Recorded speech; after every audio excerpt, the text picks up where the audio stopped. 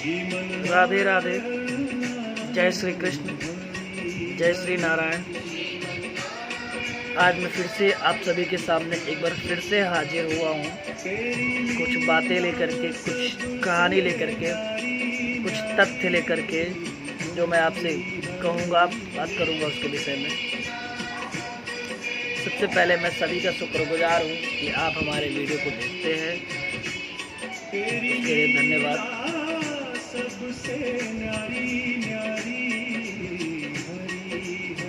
अब हम बात करते हैं भक्त। भक्त क्या होता है? भक्ति किसे कहते हैं? भक्ति होती क्या है? भक्त का मन हमेशा निर्मल होता है, बिल्कुल साफ होता है। वो किसी प्रकार का लालच लोभ नहीं करता है, सबके सुख में ही अपना सुख ढूंढता है। कहते हैं जो महान भक्त होता है वो सर्वत्र हर जगह श्री कृष्ण को ही देखता है। वास्तव में भगवान हर स्थान हर जगह पर व्याप्त भी हैं, किंतु क्योंकि हम निम्न चेतना में हैं, हमें समझना चाहिए कि मंदिर में श्री कृष्ण है, श्री कृष्ण सर्वत्र है, और चूंकि हमारे पास उन्हें सर्वत्र देखने की दृष्टि नहीं है, इसलिए हमें यहाँ मंदिर में आकर के श्री कृष्ण की पूजा या दर्शन करने पड़ते हैं, करना चाहिए, क्योंकि यहाँ पे श्री कृष्ण हमारी दृष्टि के अनुसार है। दयावश श्री कृष्ण इस रूप में प्रकट हुए हैं, मैं उनका दर्शन कर सका हूँ, करता हूँ। यह श्री कृष्ण की कृपा है और यही मंदिर है। भगवान श्री हरि नारायण, श्री कृष्ण, मर्यादा पुरुषोत्तम श्री रामचंद्र, शंकर जी, सब भी जो है हर जगह व्याप्त, हमारे अंदर भी हैं। हमारी अंतरात्मा जो है वो परमात्मा का ही अंश है, तो भगवान हर जगह व्याप्त है, लेकिन हमारे देखने का नजरिया अलग अलग है। बस उसी तरह हम भगवान को सोचते हैं कि जो है भगवान में केवल मंदिर में ही है, तो मंदिर में ही देखते हैं, और भगवान की कृपा इतनी है कि वो मंदिर में हमें साक्षात दर्शन देते हैं।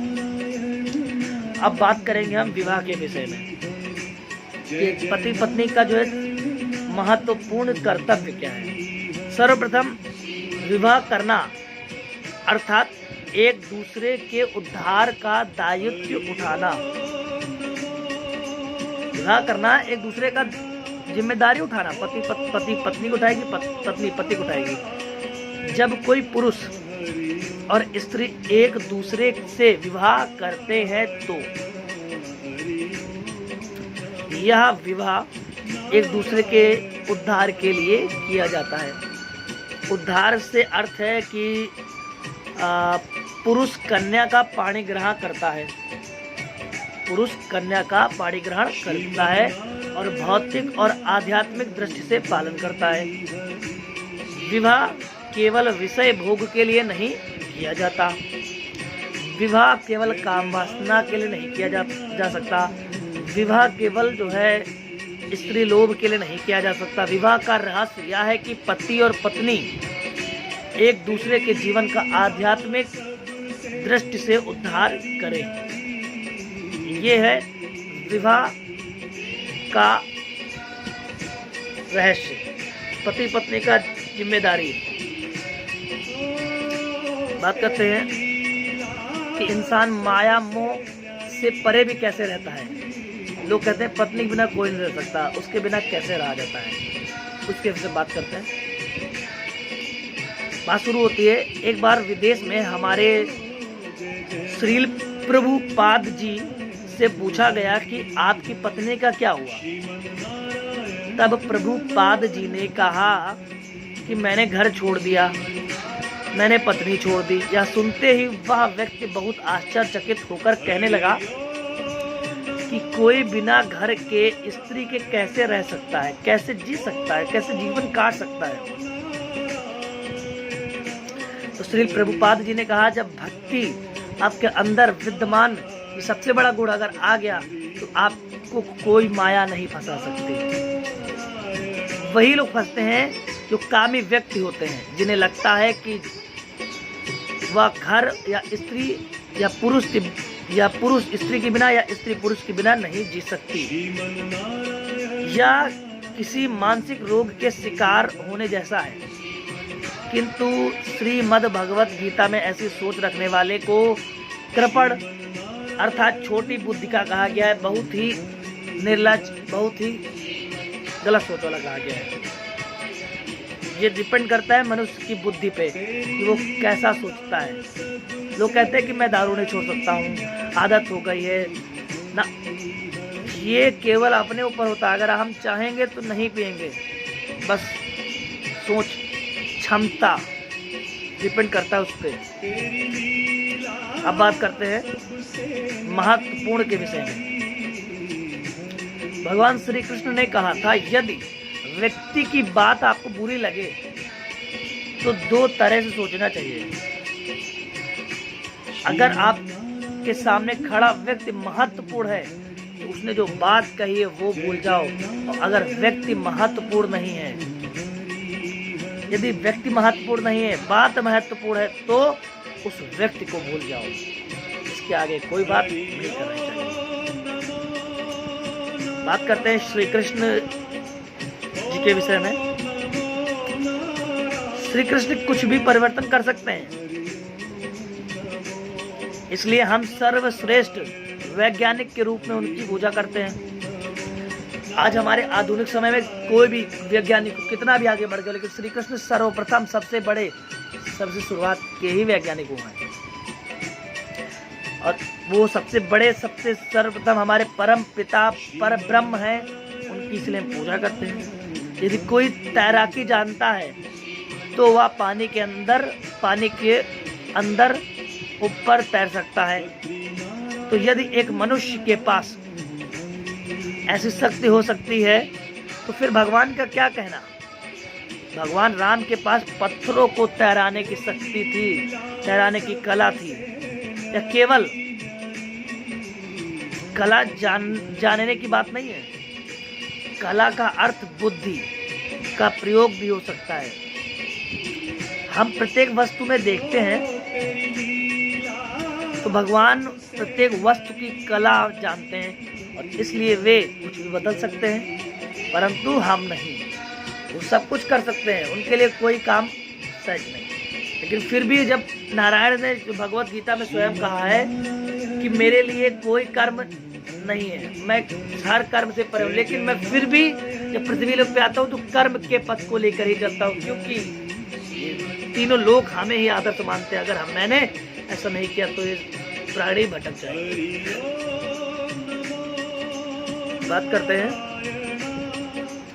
मैं आपको जो है अगले एपिसोड में बहुत ही अच्छी चीज़ बताऊंगा कि 4 वेद कौन कौन से हैं, 6 शास्त्र कौन से हैं, 18 पुराण कौन से हैं, 16 नीतियाँ कौन सी हैं, 108 उपनिषद कौन से हैं।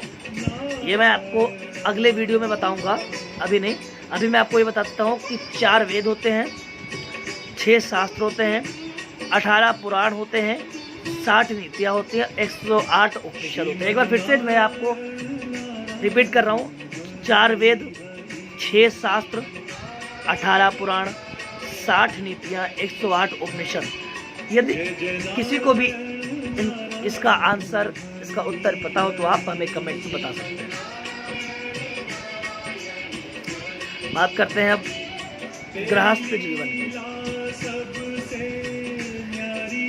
एक दृष्टि से देखा जाए तो गृहस्थ जीवन का संपूर्ण उत्तरदायित्व तो पत्नी पर भी होता है, पत्नी पर भी होता है, पत्नी पर ही होता है।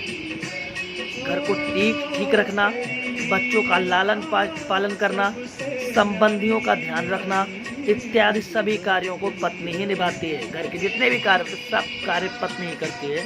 पति का भी ख्याल पत्नी ही रखती है। अतः पति का कर्तव्य है कि जिस प्रकार उसने इस लोक में पत्नी को अलंकार दिए हैं, कार्य दिया है, घर दिया है, सुविधाएं दी, उसी प्रकार आध्यात्मिक ज्ञान और भक्ति भी दे, जिससे पत्नी परलोक में भगवान के धाम में जाए और जन्म मृत्यु के चक्र से मुक्त हो जाए। ये पति के ऊपर है कि उसे वो ज्ञान दे।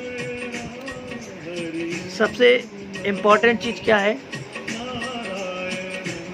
हमारे देश में राजा सही होना चाहिए, समाज में गुरु का सही होना जरूरी है, परिवार में पिता का, घर में स्त्री का। ये सभी साधारण नहीं है, महत्वपूर्ण है और साधारण नहीं है, क्योंकि निर्माण और प्रलय इन्हीं के हाथ में होता है। वैसा नहीं सृष्टि का निर्माण या सृष्टि का प्रलय नहीं, एक देश का तो थोड़ी बहुत अगर राजा खराब है तो देश का जो प्रजा होगी कहीं ना कहीं भटक जाती है। गुरु खराब है तो शिष्य भटक जाते हैं, पिता खराब है तो बच्चे भटक जाते हैं, स्त्री खराब है तो बच्चे भटक जाते हैं। इसीलिए अब बात करते साधुओं को परम हंस भी कहते हैं। अब पूछे ऐसा क्यों? हंस का स्वभाव होता है कि वह अधिकतर समय घूमता रहता है और एक जगह स्थिर नहीं रहता। वैसे ही साधुओं के लिए भी घूमते रहना ठीक है। किसी भी एक स्थान में अधिक दिन रहने से कुछ न कुछ कलह अवश्य हो जाता है। अतः कुछ दिन यहाँ फिर कुछ दिन वहाँ, इस प्रकार साधु घूमते रहते हैं। ऐसी कहावत भी है कि बहता पानी और घूमता साधु हमेशा निर्मल होता है। अब बात करते हैं श्री कृष्ण की कृपा का महत्व। कहते हैं श्री कृष्ण की कृपा सदैव सब पर रहती है, परंतु हम अपने स्वतंत्र इच्छा का दुरुपयोग करते हैं। आपको यह अवसर और भाग्य दिया गया है, किंतु आप उस भाग्य को स्वीकार नहीं कर पा रहे हैं। यह हमारा या तुम्हारा दुर्भाग्य है।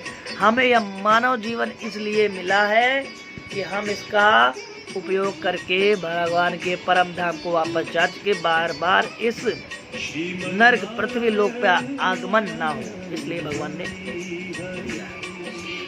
अब हम आपको जो है एक छोटी सी बहुत ही प्यारी सी राम जी की कहानी सुनाएंगे, जिसे सुनकर आप सभी को अच्छा लगेगा। यदि अच्छा लगे तो बताइएगा। कहते हैं एक बार भगवान राम और लक्ष्मण एक सरोवर में स्नान के लिए उतरे। उतरते समय उन्होंने अपने धनुष बाहर तट पर गाड़ दिया। जब वे स्नान करके बाहर निकले तो लक्ष्मण ने देखा कि उनकी धनुष की नोक पर रक्त लगा हुआ। उन्होंने भगवान राम से कहा, भ्राता, लगता है कि अनजाने में कोई हिंसा हो गई। दोनों ने मिट्टी हटाकर देखा तो पता चला कि वहां एक मेढक मरणावस्था में पड़ा है। भगवान राम ने करुणवश मेढक से कहा, तुमने आवाज क्यों नहीं दी?